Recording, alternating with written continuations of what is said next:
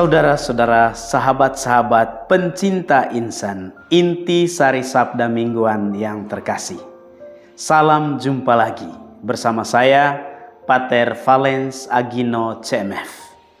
Hadir di hadapan saudara-saudari semua untuk membawakan inti sari sabda mingguan, khususnya di Hari Raya Allah Tritunggal Maha Kudus.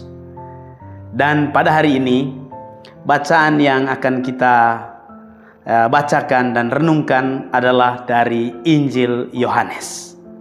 Karena itu, pertama-tama saya mau bacakan teksnya. Tetapi karena kita merayakan Hari Raya Allah Tritunggal Maha Kudus, saya mau membuat tanda salib biar kita hadirkan di tengah kita Allah Tritunggal Maha Kudus, sehingga dalam misterinya kita bisa membuat satu permenungan bersama. Dalam nama Bapa dan Putra dan Roh Kudus. Amin. Dari Injil Yohanes bab 3 ayat 16 sampai 19. Saya bacakan. Karena begitu besar kasih Allah akan dunia ini, sehingga Ia telah mengaruniakan anaknya yang tunggal, supaya setiap orang yang percaya padanya tidak binasa, melainkan beroleh hidup yang kekal. Sebab Allah mengutus anaknya ke dalam dunia, bukan untuk menghakimi dunia, melainkan supaya dunia diselamatkan melalui Dia. Siapa yang percaya kepadanya, ia tidak akan dihukum. Siapa yang tidak percaya, ia telah berada di bawah hukuman, sebab ia tidak percaya dalam nama Anak Tunggal Allah. Inilah hukuman itu. Terang telah datang ke dalam dunia, tetapi manusia lebih menyukai kegelapan daripada terang, sebab perbuatan-perbuatan mereka jahat. Saudara-saudari yang terkasih, ini adalah teks acuan. Jika kita melihat dan mencermati teks ini, kita bisa melihat intisarinya. Yang pertama, perihal kasih Allah akan dunia yang begitu besar. Karena kasih yang begitu besar, maka Allah mengaruniakan anak tunggalnya kepada dunia untuk menyelamatkan dunia. Jadi, atas dorongan kasih, Bapa mengirim anaknya ke dunia. Dan tujuan kehadiran anak ke dunia adalah untuk menyelamatkan dunia, bukan untuk menghakimi dunia. Hanya syaratnya, ya, dunia perlu percaya. Perlu percaya. Kalau percaya kepada Dia yang diutus oleh Bapa, maka dunia itu akan melihat terang, dan terang itu menyelamatkan. Tetapi jika orang tidak percaya, maka orang itu sudah otomatis dihukum. Dan hukumannya adalah orang lebih menyukai kegelapan daripada terang, karena takut kepada terang. Takut perbuatan-perbuatan kegelapan itu dilihat. Takut perbuatan-perbuatan itu diekspos. Nah, inilah hukumannya, yakni ketakutan untuk menghadapi terang. Nah, saudara-saudari yang terkasih, apa hubungannya dengan Hari Raya Allah Tritunggal Maha Kudus?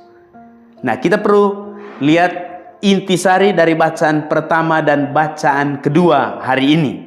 Bacaan pertama itu dari kitab Keluaran.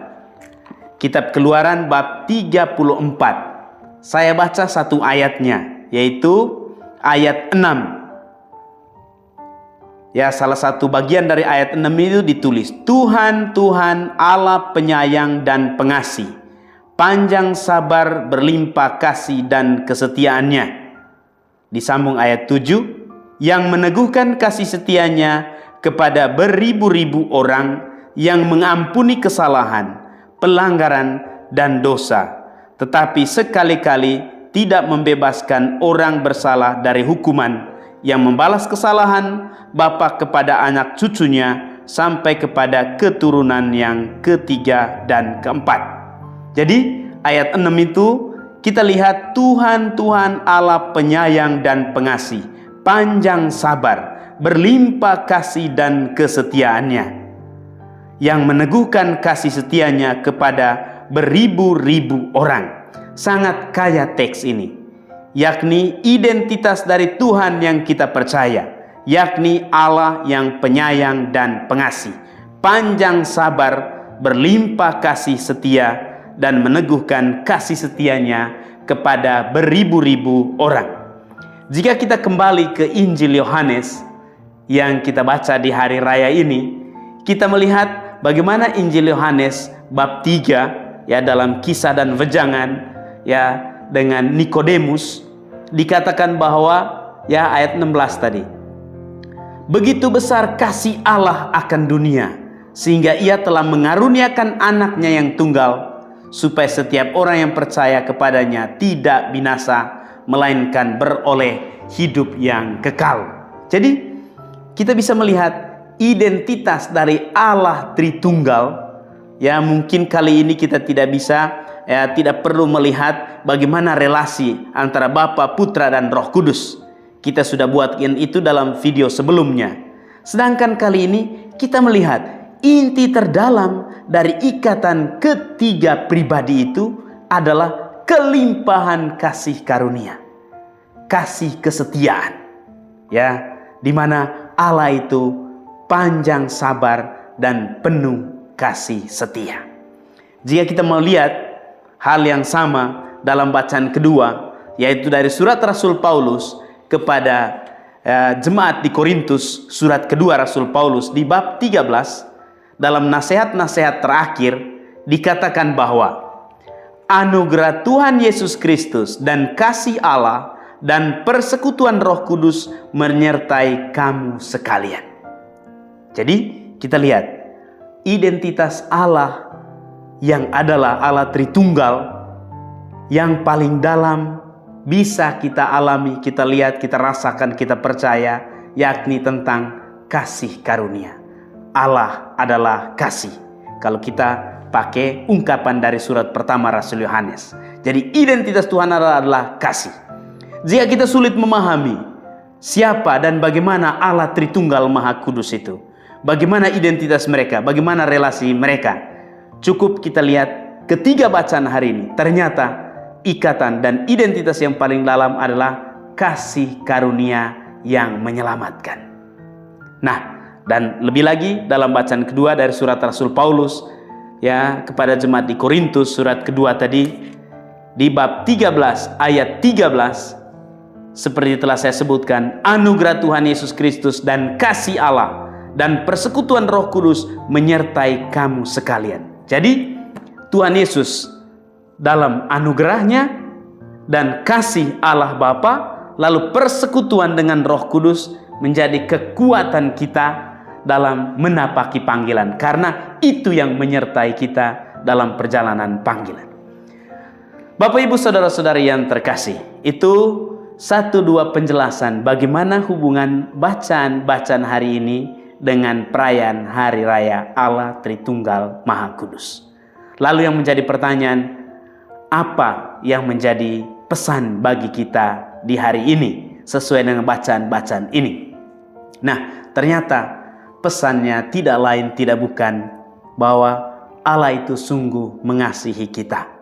Karena Dia sungguh mengasihi kita, ya, relasi internal ketiga pribadi itu mereka memiliki satu misi, ya, ekonomi keselamatan, mengutus putra ke dunia, dan putra itu diutus untuk menyelamatkan kita manusia. Motivasinya itu adalah kasih karunia.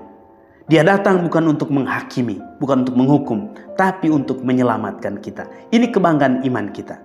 Tinggal saja bagaimana kita berpasrah, berserah kepada Tuhan itu sendiri, percaya kepadanya, dan menikmati kasih sayangnya. Kalau kasih sayangnya kita bisa nikmati, entah lewat atau langsung mendapat kasih sayang dari Tuhan, yang mungkin bagi kita sebuah misteri, kita tidak paham bagaimana kita merasa dicintai, atau kasih sayang itu kita lewat orang tua, kita dapat lewat orang tua, atau lewat orang lain, atau lewat komunitas religius, kita merasa dicintai, kita perlu tahu saat itulah Tuhan menyertai kita. Jadi, Bapa, Putra, dan Roh Kudus menyertai kita dikala kita merasa dicintai. Termasuk dalam situasi-situasi sulit. Termasuk dalam situasi-situasi yang mungkin sulit kita bayangkan. Tapi kita masih merasakan bahwa kita tidak pernah tinggal dan berjalan sendiri. Kasih karunia Allah itu selalu menyertai kita.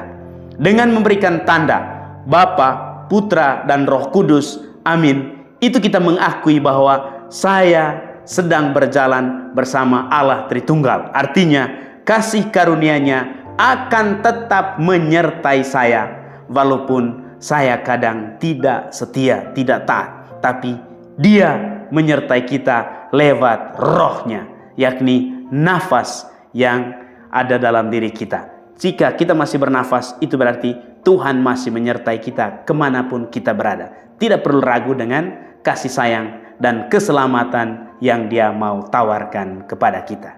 Semoga dan Tuhan memberkati.